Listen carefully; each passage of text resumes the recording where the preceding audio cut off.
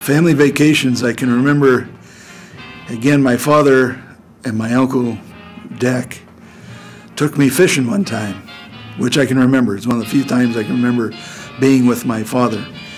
And I can remember him making coffee, where you put the coffee grounds in an old sock and throw them in the bottom of the coffee pot.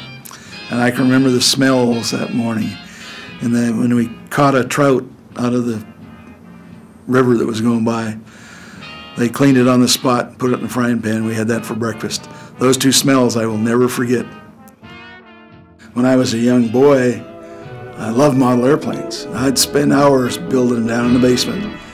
My world was very small.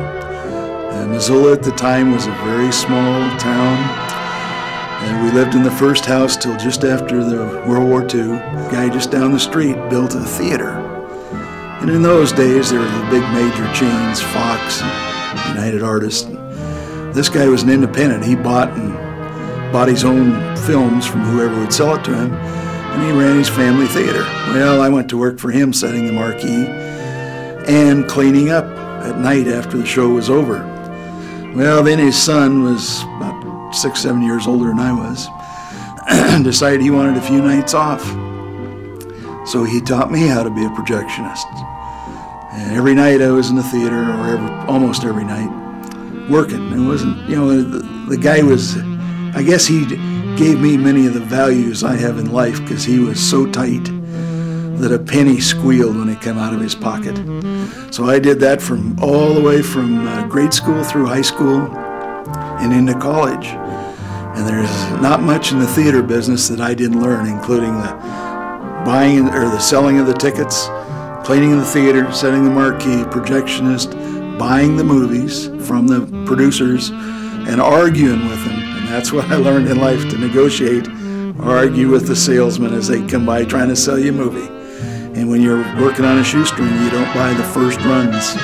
You're getting the second ones or third ones as they've been through a town. I met my husband when I was a freshman and he was a senior. I went to one high school, and he had just moved from that high school to another high school, and if it hadn't been for the fact that the band met together, we might have not met or, not known each other. And our first date was after a football game, and I was very, kind of in awe of him because he was a senior and I was a freshman. I did have my own dance band. We played New Year's Eve and wherever it was. I was a drummer, and we put everything in an old car, and we'd go up and play a gig and made a few dollars. And we did whatever we could to make $1 or $2. He would be in the band, and I would be dancing with other guys, and so I would have to be really careful because he'd watch me as we were go around the dance floor, and I'd have to get behind posts or anything I could because he really didn't want me to dance. He wanted me to wait till he had his break. Well, my dad, he loved it, Roy. It's just the fact that his motorcycle, when he liked me to ride. He wanted me to be as adventurous and daring and outgoing as he is. And we were in a big, what would you call that, reservoir. He'd go up around the sides, standing up on his seat and all that. Well, he had a 500cc, whatever, bike. And he said, and this is when he was in college, he said, if you'll drive that, you can do this, you can bring that motorcycle up over the hill, and I'll take you to the military ball, because he didn't like to go to the military ball.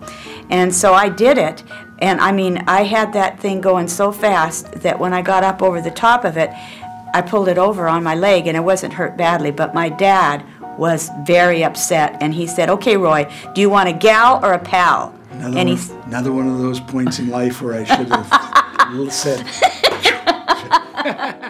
And I bought my first matchless, which was a 500 twin or 500 single, and I rode that for 2 or 3 years, and raced it. Decided it wasn't fast enough, so then I saved my money up and I bought me a BSA Gold Star, a Club and Gold Star. And that one I had very good racing success with, and raced all over Montana, Idaho, Washington. Drag raced them, I hill climbed them, I scrambled with it, and a TT or cross country. Had a really good time, was pretty good, won a lot of trophies. I'd still like to do that again today. But then it ended up, a friend of mine and I went to into business together and got a Triumph dealership my last 2 years in college. And we sold Triumphs and repaired them. And, it was a good time. We got married on July 1st of 1961. Because we had been going together for 5 years, I don't even remember a special time that he asked me, but we ended up together.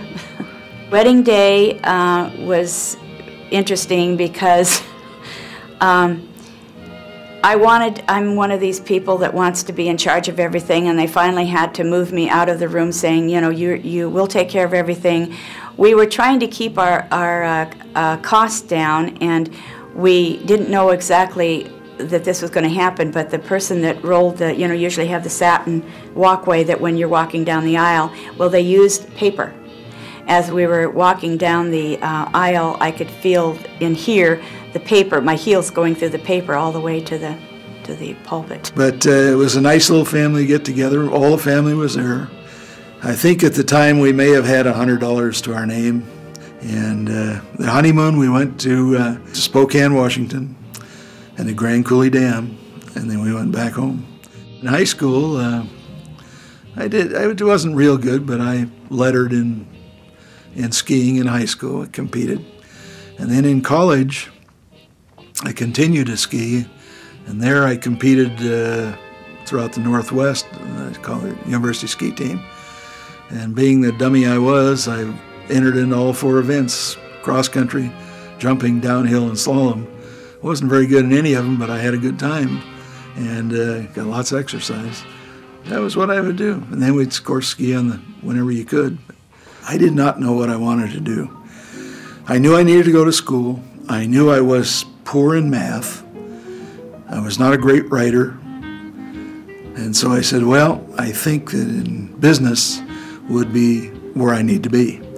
So I went to School of Business at Montana State University and specialized in banking and finance. A friend of mine from ROTC, a guy named Richie Graham, who was in the ROTC program with me, we were walking across the campus one fall afternoon, and we were talking, and we said, you know, why don't we become fighter pilots?